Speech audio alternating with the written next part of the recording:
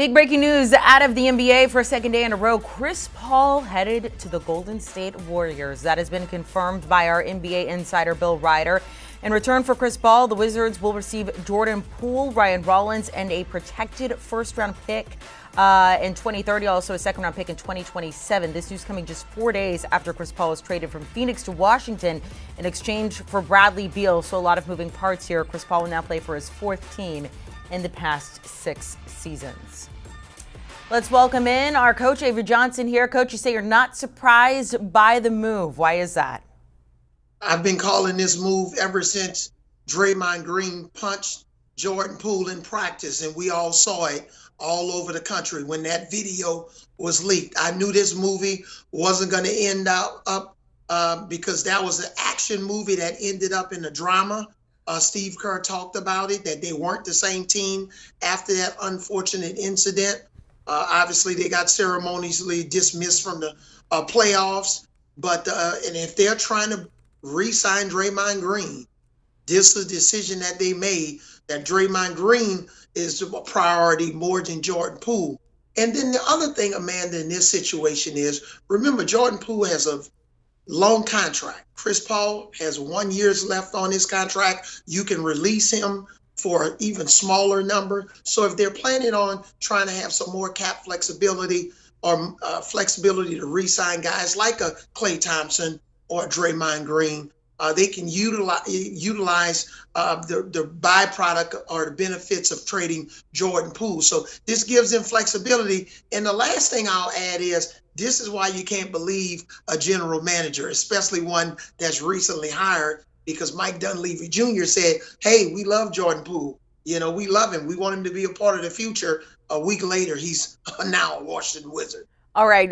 Don't believe a general manager, but we do believe you, Avery. I mean, you talked about business-wise. This does make a lot of sense for the Warriors. Look, when we saw Chris Paul, I mean, we watched him there in Phoenix and getting so close to an NBA title, something that he's never been able to achieve before. And everybody would like to see this for Chris Paul. How does he now fit in with the Warriors and potentially what they could look like next season? I believe we have to wait and see if Chris Paul is going to be on the opening day of this roster, and come playoff time next year, if they're a playoff team, if he's going to be at the roster at that point. This gives the Warriors a lot of flexibility. Do you want to keep Chris Paul? Do you want to waive him and have to pay him a smaller number and have some more flexibility? Do you want to hold on to him and maybe around trade deadline move him and see if you can get a younger piece that fits better with your team? So I think this gives the Warriors a lot of flexibility. And at this point, we just don't know. The draft is tonight. Are they going to include him and move him on for another piece as a part of tonight's draft? They just have a lot of flexibility, but we do know this. Jordan Poole and Draymond Green were not going to be able to survive on the same team. And you mentioned that it does look like they will be at least looking to keep Draymond Green there, sending Jordan Poole ahead to the Wizards. Look, when Chris Paul went to the Wizards, everybody anticipated moving on from that. So Jordan Poole, you see him sticking there, and how do you see him fitting in? Yeah, and I think this is a part of the Wizards' new rebuild. They've rebuilt their front office. Now, they've moved Bradley Beal. So this gives them a young player that's, been a part of a championship team. He's been a part of a team where he knows what a good culture looks like, and they'll give them an opportunity to build around him. He's definitely not a 1A player on a team. If he's maybe your third best player, then you have an opportunity to win and become a playoff team. But this is part of a rebuild.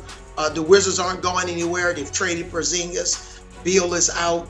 So this is the start of their version of the old Philadelphia's process. They're in the process of rebuilding. The next step in this, we had Draymond Green decline that player option in order to become a free agent. So now that this is done, do you think that's the next move, keeping him there in the Bay Area? Yeah, I would be a little surprised if Draymond signed with another team. I think this is a way for him to get a multi-year contract and give them a chance to compete for a championship next year and allow him to be the best version of himself. He couldn't be the type of leader, especially after that unfortunate incident with Jordan Poole in training camp, because he lost a little bit of respect. Maybe there was a little bit of trust broken. He couldn't really be that type of player's coach towards Jordan Poole. Because there was a breakdown in their relationship. But now Draymond Green, if they're able to re-sign him to a multi-year deal, he can get back to being his normal self, especially in terms of leadership and credibility with everybody on the roster. Of course, we still have Dame floating out there and potentially talking to Draymond Green about that move. Really quickly, when we were talking about the Celtics and Memphis and the Wizards were involved in that, you really like the move for both of those teams. With this trade going down today, maybe give me a grade for the Warriors and the Wizards in this. Well, for the Warriors, I give them an A.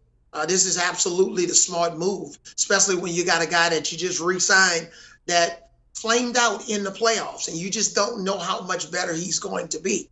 And you get a chance to bring in a veteran guy where, one, as much respect as they have for Chris Paul, it's all about that contract. It's a shorter one-year contract, gives them a lot more flexibility. So I give them an A. For the Wizards, I'll give them a C+.